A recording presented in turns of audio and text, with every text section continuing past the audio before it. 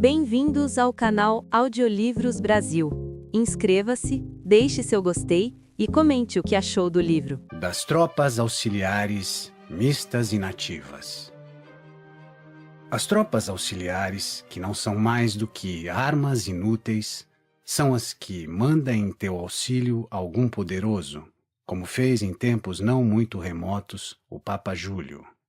Tendo ele tido na expedição contra Ferrara triste prova dos exércitos mercenários, voltou-se para as tropas auxiliares, combinando com Fernando, rei da Espanha, que os infantes e cavaleiros deste fossem ajudá-lo.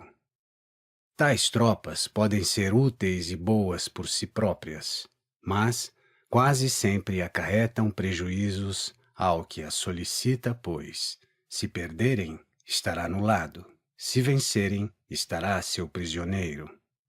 E, muito embora a história antiga esteja cheia destes exemplos, eu não quero sair deste ainda recente do Papa Júlio II, cuja decisão de abandonar-se nas mãos de um estrangeiro só pela vontade de conquistar Ferrara não se pode considerar uma boa deliberação. Mas a boa fortuna do Papa originou um terceiro acontecimento, a fim de que ele não colhesse os frutos da sua má escolha. É que, tendo sido as forças auxiliares desbaratadas em Ravenna, e surgindo os suíços que expulsaram os vencedores, excedendo qualquer expectativa do Papa e de outros, não ficou ele preso pelos inimigos que haviam fugido, nem pelos aliados, tendo vencido com outras forças que não as próprias. Os florentinos que estavam desarmados levaram 10.000 franceses a Pisa para expugná-la, e nisso encontraram mais perigo do que em quaisquer de seus próprios trabalhos em todos os tempos. O imperador de Constantinopla, para opor-se aos seus vizinhos, pôs 10.000 turcos na Grécia, os quais, terminada a guerra, não mais quiseram partir, o que foi o começo da servidão da Grécia aos infiéis. Valha-se, portanto, destas tropas quem não quiser vencer, porque são muito mais perigosas do que as mercenárias. Com aquelas a ruína é certa, são unidas e votadas inteiramente à obediência a outros. Quanto às forças mercenárias, depois da vitória, precisam de mais tempo e de melhor oportunidade de prejudicar-te, pois não constituem um corpo perfeitamente unido e, além disso, foram organizadas e são pagas por ti. Nestas, se constituíres chefe a um terceiro, não poderá este ter desde logo tanta autoridade que te possa ofender gravemente. Em resumo, nas tropas mercenárias, o que é perigoso é a covardia, nas auxiliares, o valor. Os príncipes prudentes repeliram sempre tais forças para valer-se das suas próprias, preferindo antes perder com estas a vencer com auxílio das outras, considerando falsa a vitória conquistada com forças alheias. Não deixarei nunca de ter em mente o exemplo de César Borgia e suas ações. Este duque entrou na Romanha à custa de armas auxiliares, conduzindo tropas francesas, com as quais tomou Imola e Forli. Depois, como essas tropas não lhe inspirassem confiança, voltou-se às mercenárias que, julgou, eram menos perigosas, e tomou a seu serviço os Orsini e Vitelli.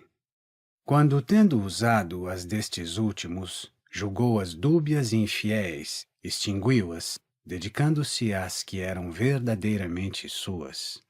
Pode-se daí concluir facilmente a diferença entre umas e outras, considerada a transformação na fama do duque, de quando tinha apenas os franceses, para quando empregava os Orsini e Vitelli, e quando, afinal, ficou com soldados seus e sob seu próprio comando.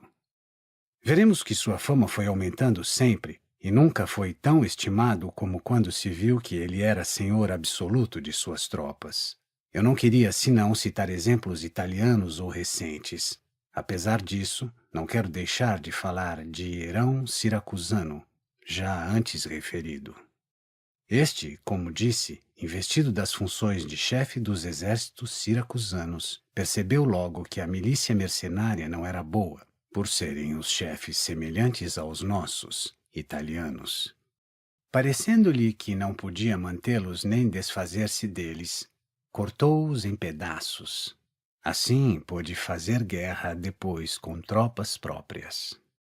Quero ainda recordar uma passagem do Antigo Testamento referente a este assunto.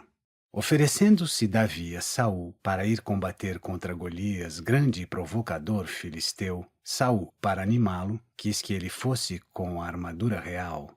Davi, logo que a pôs sobre si, repeliu-a, dizendo que não poderia usar bem da sua própria força, pois queria encontrar-se com o inimigo valendo-se apenas da funda e da faca para combatê-lo. Enfim, as armas de outrem ou te caem pelas costas, ou pesam sobre ti, ou ainda te sufocam.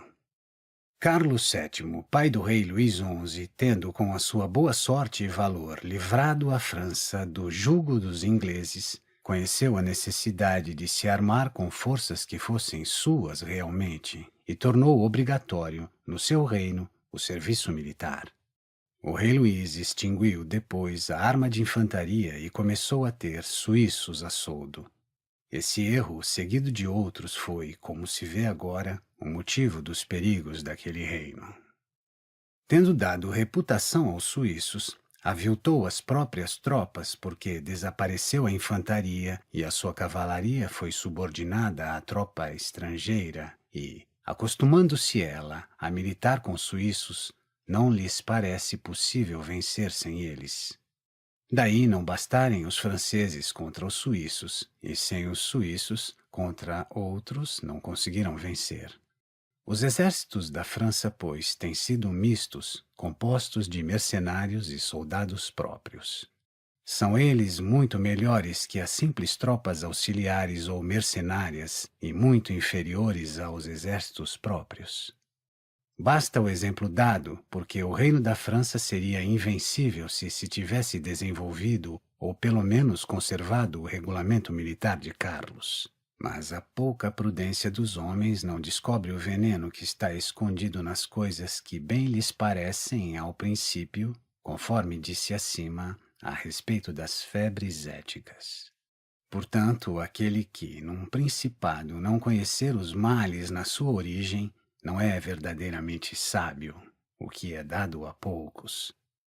Se considerarmos o começo da decadência do Império Romano, acharemos que foi motivada somente por ter começado a ter a soldo mercenários godos. Desde então começaram a declinar as forças do Império e todo o valor dele lhes era levado à conta. Concluo, pois, que, sem possuir armas próprias, nenhum principado está seguro. Antes, está à mercê da sorte, não existindo virtude que o defenda nas adversidades. Foi sempre opinião e sentença dos homens sábios: quod nihil sit tam infirmum aut instabile quam fama potentiae non sua vimixa. Nada é tão instável quanto a fama de poderio de um príncipe, quando não apoiada na própria força. E as forças próprias são aquelas compostas de súditos ou de cidadãos ou de servos teus. Todas as outras são mercenárias ou auxiliares. E o modo de regulamentar os exércitos próprios será fácil de encontrar-se se analisarem os regulamentos dos 4 a quem me referi, e se considerar como Filipe, pai de Alexandre Magno, e muitas repúblicas e príncipes se armaram e regeram. E é a essas ordens que me reporto inteiramente durante esta exposição.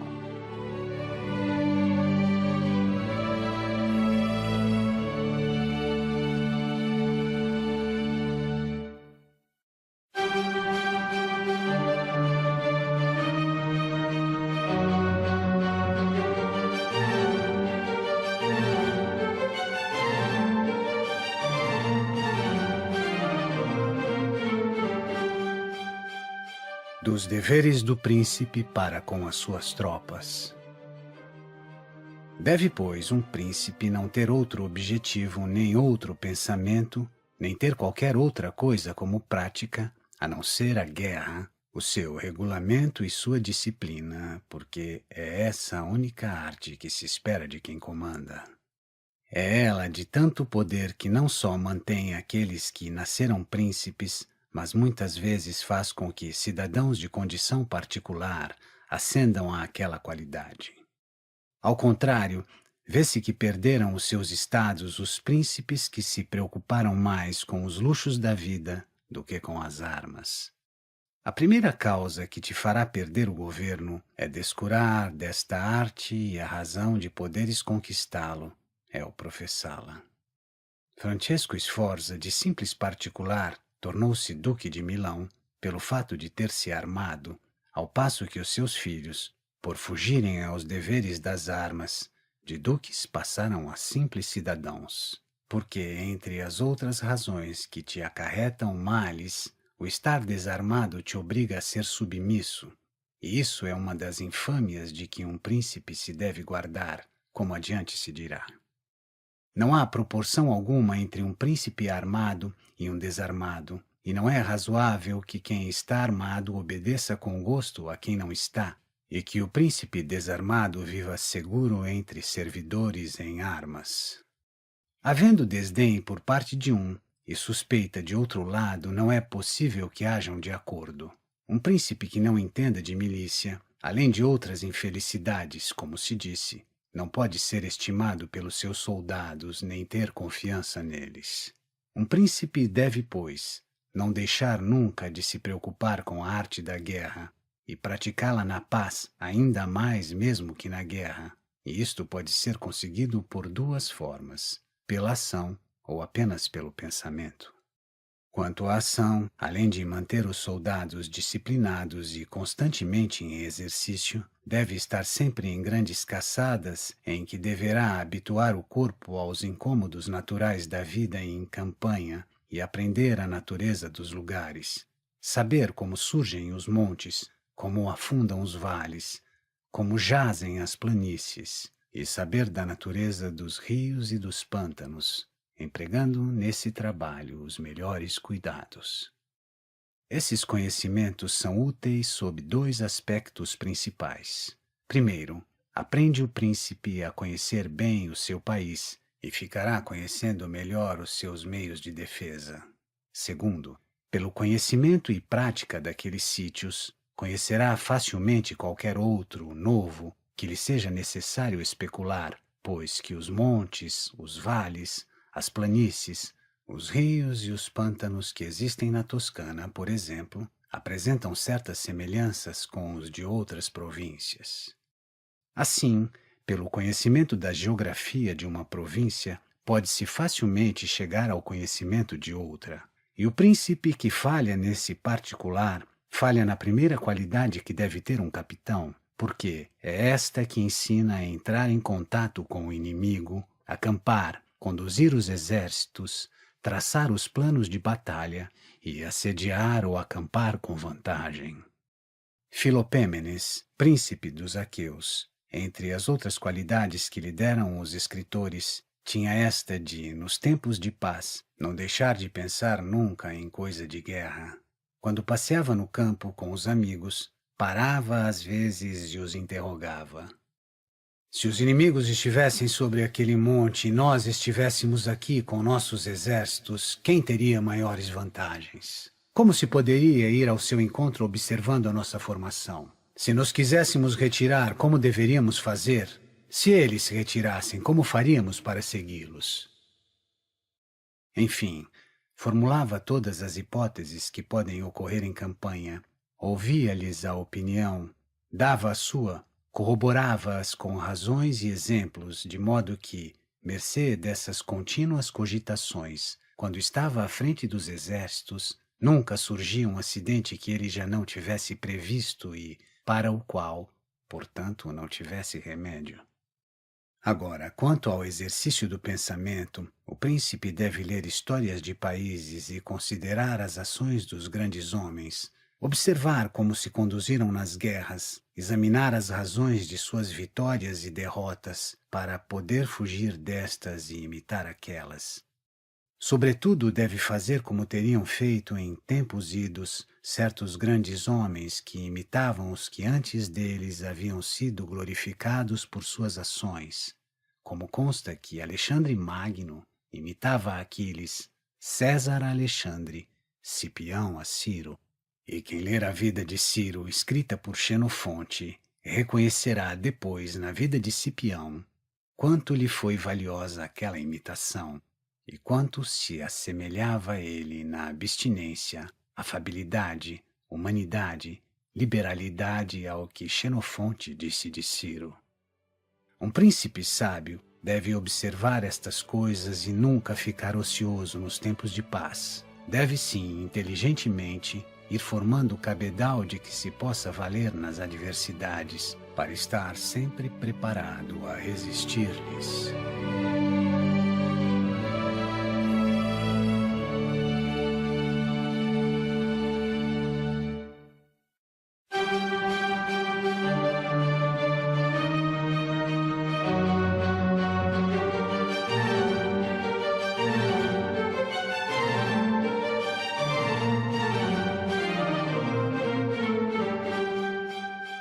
Das razões por que os homens, e especialmente os príncipes, são louvados ou vituperados. Resta examinar agora como deve um príncipe comportar-se com seus súditos e seus amigos. Como sei que muita gente já escreveu a respeito desta matéria, duvido que não seja considerado presunçoso propondo-me examiná-la também, tanto mais quanto, ao tratar deste assunto, não me afastarei grandemente dos princípios estabelecidos pelos outros. Todavia, como é meu intento escrever coisa útil para os que se interessarem, pareceu-me mais conveniente procurar a verdade pelo efeito das coisas do que pelo que delas se possa imaginar. E muita gente imaginou repúblicas e principados que nunca se viram nem jamais foram reconhecidos como verdadeiros. Vai tanta diferença entre o como se vive e o modo por que se deveria viver, que quem se preocupar com o que se deveria fazer em vez do que se faz, aprende antes a ruína própria do que o modo de se preservar. E um homem que quiser fazer profissão de bondade, é natural que se arruíne entre tantos que são maus. Assim, é necessário a um príncipe para se manter que aprenda a poder ser mau e que se valha ou deixe de valer-se disso segundo a necessidade. Deixando de parte, pois, as coisas ignoradas relativamente aos príncipes, e falando a respeito das que são reais, digo que todos os homens, máxime os príncipes, por estarem mais no alto, se fazem notar através das qualidades que lhes acarretam reprovação ou louvor. Isto é, alguns são tidos como liberais, outros como miseráveis, usando o termo toscano mísero porque avaro em nossa língua é ainda aquele que deseja possuir pela rapinagem, e míseri chamamos aos que se abstêm muito de usar o que possuem.